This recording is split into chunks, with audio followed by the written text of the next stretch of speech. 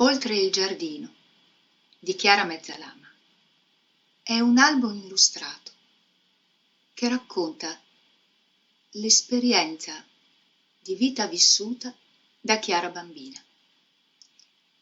Il padre è ambasciatore a Teheran nel momento della guerra tra Iran e Iraq a seguito della rivoluzione islamica e Chiara è costretta a vivere dentro l'ambasciata che fortunatamente è circondata da un grande giardino. Ma da questo giardino non si può uscire. E qui c'è la sua storia.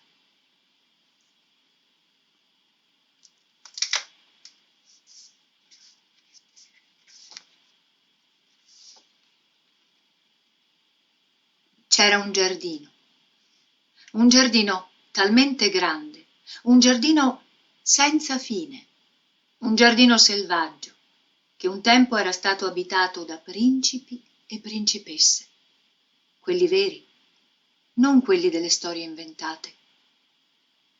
Il giardino conservava i ricordi del passato, le fontane colore del cielo, i melograni, le erbe ribelli dove si nascondeva ogni sorta di insetti, i fiori selvatici e uno stagno dove viveva una carpa di 100 anni.